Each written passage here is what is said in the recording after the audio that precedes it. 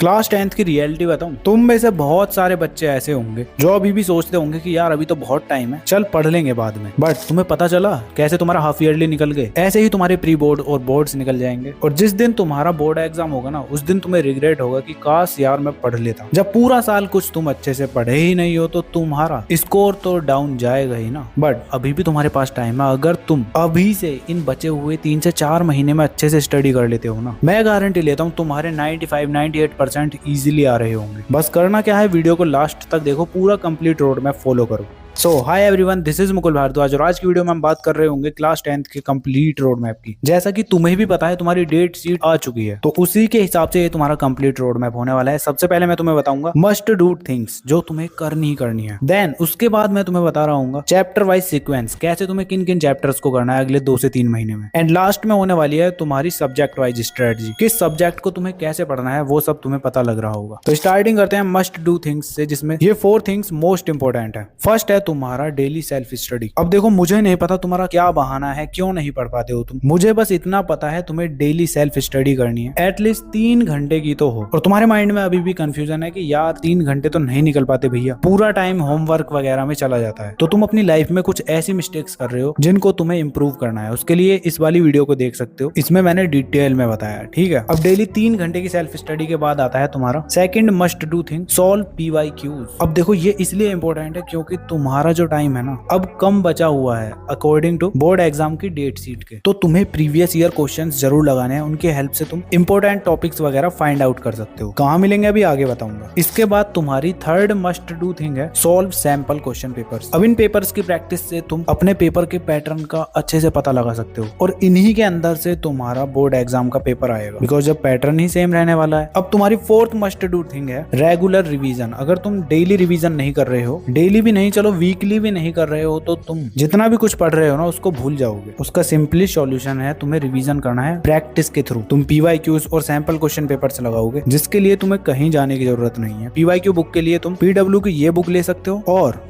तो उसके लिए लोगे तुम फिजिक्स वाला का ये सैंपल क्वेश्चन पेपर। सबसे यूनिक होने वाला है ये तुम्हारा। वो कैसे आओ बताता हूँ। देखो, इसके अंदर सबसे पहले तुम्हें मिलेंगे फ्रीक्वेंटली आस्क्ड क्वेश्चन, उसके साथ exam ready answer in template that score, और उसके साथ साथ CBSE 2025 कॉम्पिटेंसी बेस्ड फॉर्मेट तो तुम्हें इसके अंदर मिलेगा ही। और रिवीजन के लिए शॉर्ट नोट्स यानी चीट सीट तुम्हें इसके अंदर मिल रही होगी। और बोनस के तौर पर 111 मोस्ट प्रोबेबल क्वेश्चंस जो कि एनालाइज्ड एंड सिलेक्टेड PYQs से हैं। अगर एग्जाम से एक दिन पहले रिवीजन करना है तो इनको कर लो, बस इनफ है। और क्वेश्चंस के जो सॉल्यूशंस है ना, उनमें आंसर राइटिंग पर बहुत ही अच्छे से ध्यान दिया गया है। तो इतना कुछ तुम्हें और किसी सैंपल क्वेश्चन पेपर में नहीं मिलने वाला। और मेरी मानो तो अभी इसको परचेज कर लो, लिंक मैं डिस्क्रिप्शन में और पिंड कमेंट में दे दूंगा। और अगर तुम डायरेक्ट PW स्टोर से बाय करते हो तो मेरा ये कूपन कोड LRN150 यूज कर लेना, तुम्हें और कुछ % का डिस्काउंट मिल जाएगा। तो जाओ अभी जाके बाय कर लो, ठीक है। तो तुम्हें ये 4 मस्ट डू थिंग फॉलो करनी है जरूर। एक भी स्किप किया ना तो प्रॉब्लम हो जाएगी। अब देखो, लेक्चर्स और NCERT को मैंने इसलिए इंक्लूड नहीं किया क्योंकि हर वीडियो में मैं तुम्हें यही बात बोल रहा हूँ, तो बताने की जरूरत नहीं है। सिंपली अपने लेक्चर्स पर अच्छे से फोकस करना है और तुम्हारा NCERT लगाओ, उसको लाइन बाय लाइन पढ़ो, और सिंपली फिर ये मस्ट डू थिंग्स हैं ही। जब इतना कर लेते हो तो अब आता है तुम्हारा सेकंड पोर्शन इस वीडियो का, चैप्टर वाइज सीक्वेंस। अब कैसे अगले 2 से 3 महीने में तुम अपने पूरे सिलेबस को कंप्लीट करोगे, किन किन चैप्टर्स को कब कब करना है, ये सब तुम्हें इसके अंदर पता चलेगा। तो बेसिकली मैं इस वीडियो में बस 3 सब्जेक्ट की बात कर रहा हूँ। अगर तुम्हें अलग से कोई वीडियो चाहिए ना हिंदी इंग्लिश के लिए, तो कमेंट कर देना, उसकी एक स्पेसिफिक वीडियो बना दूंगा अलग से, ठीक है। तो इस वीडियो में हम बात कर रहे होंगे मैथ, साइंस और सोशल साइंस की। तो स्टार्टिंग करते हैं अपने मैथमेटिक्स से। तो देखो, सबसे पहले बात समझो, तुमने अभी तक बहुत सारे चैप्टर तो ऑलरेडी पढ़ रखे होंगे। तो जैसे जैसे मैं सीक्वेंस बताऊंगा ना इस वीडियो में, वैसे वैसे अगर जो तुमने चैप्टर पढ़ रखे हैं उनका रिवीजन करना है। बस 1 से 2 दिन में उन चैप्टर्स को और स्ट्रॉन्ग कर लो। बाकी जो चैप्टर्स तुम्हारे रह गए हैं उनको तुम्हें 7 डेज के अंदर करना है। मतलब एक चैप्टर 7 डे में करोगे तुम मैथ्स का। और कैसे कैसे करना है वो सब्जेक्ट वाइज स्ट्रेटजी वाले पोर्शन में बताऊंगा। अभी तुम्हें कौन कौन से चैप्टर करने हैं वीकली वो बताता हूँ। चलो, तो देखो, फर्स्ट मंथ के फर्स्ट वीक में तुम रियल नंबर्स वाले चैप्टर को कर रहे होगे, ठीक है। सेकंड वीक में तुम कर रहे होगे पॉलिनोमियल्स वाले चैप्टर। थर्ड वीक में तुम कर रहे होगे पेयर ऑफ लीनियर इक्वेशन वाला चैप्टर। और फोर्थ वीक में तुम कर रहे होगे क्वाड्रेटिक इक्वेशंस वाला चैप्टर। तुमने ऑलरेडी ये चैप्टर कर रखे हैं, तो इन 4 चैप्टर्स को तुम एक हफ्ते में भी कंप्लीट कर सकते हो। मतलब रिवीजन ही तो करना है, रिवीजन वगैरह करके एक हफ्ते में खत्म कर लेना। अगर सच में कुछ नहीं पढ़ा है तो इस तरह से ही इसको फॉलो करना है। इसके बाद तुम्हारा आता है सेकंड मंथ, जिसके फर्स्ट वीक में तुम कर रहे होगे अर्थमेटिक प्रोग्रेशन वाला चैप्टर। सेकंड वीक में तुम कर रहे होगे ट्राइंगल्स वाला चैप्टर, थर्ड वीक में तुम कर रहे होगे कोऑर्डिनेट ज्योमेट्री वाला चैप्टर, फोर्थ वीक में तुम कर रहे होगे इंट्रोडक्शन टू ट्रिग्नोमेट्री वाला चैप्टर। और अब इस मंथ के तुम्हारे 2 से 3 दिन बचे जाते हैं, जिसके अंदर तुम एप्लीकेशन ऑफ ट्रिग्नोमेट्री वाला चैप्टर भी 2 से 3 दिन में कर लोगे, बिकॉज छोटा सा चैप्टर है, इजीली तुम कर लोगे। ऐसे ही तुम्हारा कोऑर्डिनेट ज्योमेट्री वाला चैप्टर है, वो भी इजी है, उसको भी तुम जल्द से जल्द निपटा सकते हो। ठीक है, तो थोड़ा माइंड से काम लेना। अब तुम्हारा स्टार्ट होता है थर्ड मंथ, तो थर्ड मंथ के फर्स्ट वीक में तुम सर्कल्स वाला चैप्टर करोगे, सेकंड वीक में तुम एरिया रिलेटेड टू सर्कल्स वाला चैप्टर करोगे, और थर्ड वीक में सरफेस एरिया एंड वॉल्यूम वाला चैप्टर करोगे, एंड लास्ट के फोर्थ वीक में तुम स्टैटिस्टिक्स और प्रोबेबिलिटी वाला चैप्टर करोगे। इसके अंदर तुम्हें ये दोनों ही चैप्टर करने हैं, बिकॉज इतने बड़े चैप्टर्स नहीं है, इनको तुम इजीली कर लोगे।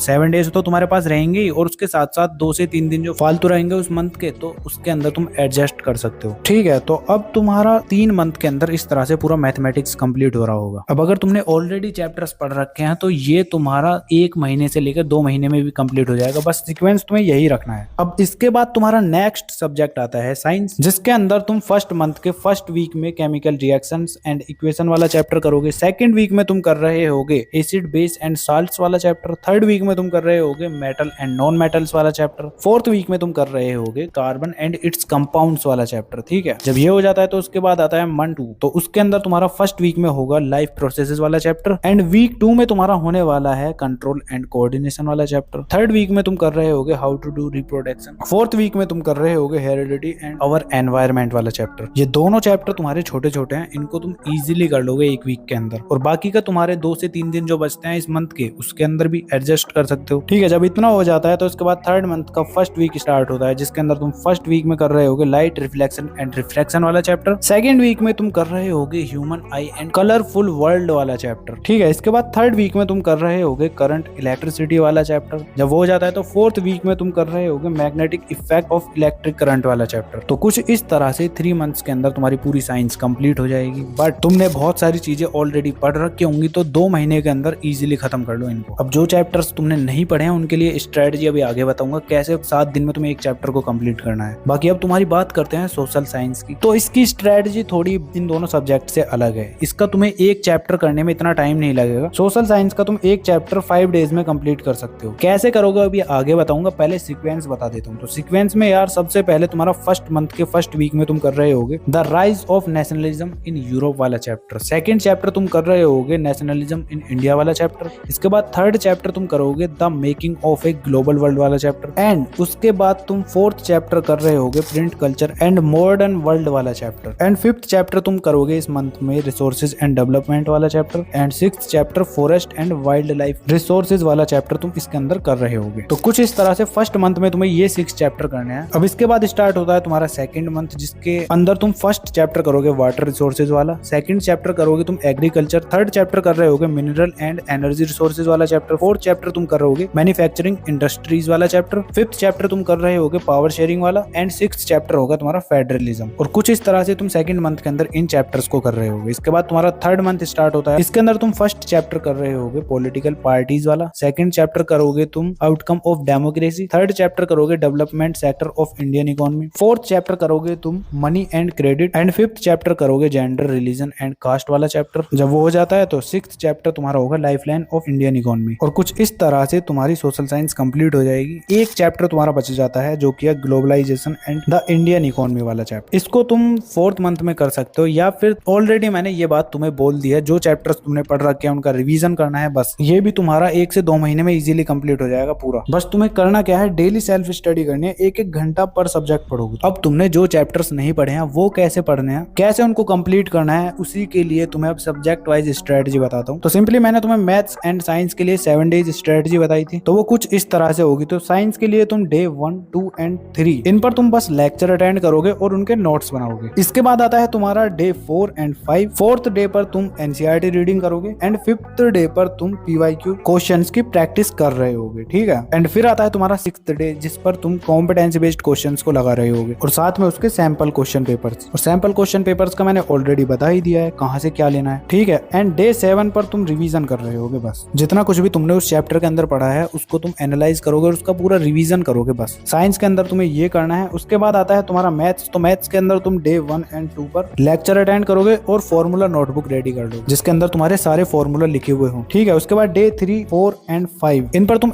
एनसीईआरटी के क्वेश्चंस लगा रहे होगे, बैक एक्सरसाइज वाले और एक्सरसाइज वाले क्वेश्चंस को तुम कर रहे होगे, ठीक है। इसके बाद आता है तुम्हारा डे 6, तो जिस पर तुम कर रहे होगे PYQs and competency based questions की प्रैक्टिस। एंड जब वो हो जाता है तो उसके बाद आता है तुम्हारा डे 7, जो कि है रिवीजन डे, जिसपे तुम अपने पूरे चैप्टर को अच्छे से रिवाइज कर रहे होगे, ठीक है। तो मैथ्स एंड साइंस के लिए तुम्हें यही स्ट्रेटजी फॉलो करनी है। बाकी जो चैप्टर्स तुमने पढ़ रखे हैं उनके लिए ये फॉलो मत करना, तुम डायरेक्ट रिवीजन ही रिवीजन करना और प्रैक्टिस करना बस। अब इसके बाद तुम्हारा लास्ट सब्जेक्ट बचता है सोशल साइंस। तो सोशल साइंस के लिए मैंने बताया था तुम्हें 5 डे स्ट्रेटजी। तो इसके अंदर यार डे 1 पर तुम लेक्चर अटेंड करोगे, डे 2 पर भी तुम लेक्चर अटेंड करोगे, मतलब 2 दिन में तुम्हें अपना पूरा लेक्चर खत्म कर लेना है इस चैप्टर का। उसके बाद तुम उस चैप्टर की एनसीईआरटी रीडिंग करोगे बस। कब? डे 3 पर, ठीक है। एंड फिर डे 4 पर तुम क्या करोगे, जो भी तुमने पढ़ा है ना उसके माइंड मैप टाइप नोट्स बना लो, जो भी मेन हेडिंग है उनको लिख लो, डेट्स इवेंट्स वगैरह इनको तुम्हें अच्छे से लिख लेना है बस, ठीक है। जब इतना कर लेते हो तो उसके बाद तुम्हारा आता है डे 5, जिस पर तुम पीवाईक्यूज लगा रहे होगे और कॉम्पिटेंसी बेस्ड क्वेश्चंस को सॉल्व कर रहे होगे। तो बस सोशल साइंस के लिए तुम्हें यही करना है, यही 5 डे स्ट्रेटजी है। तो तीनों सब्जेक्ट के लिए क्या क्या करना है अब तुम्हें पता चल चुका है। तो अब अगर तुम इस रोड मैप को फॉलो करने के लिए रेडी हो तो तुम्हें ये चैलेंज लेना है और कमेंट सेक्शन में लिखना है आई एक्सेप्टेड द चैलेंज भैया, ठीक है। बाकी नेक्स्ट वीडियो किस टॉपिक पर चाहिए ये भी तुम कमेंट कर सकते हो। और हाँ, तुम्हें अपनी स्क्रीन पर ये वीडियो शो हो रही होंगी, इनको भी देख सकते हो। चलो फिर मिलते हैं नेक्स्ट वीडियो में, तब तक के लिए keep learning, keep studying and keep smiling.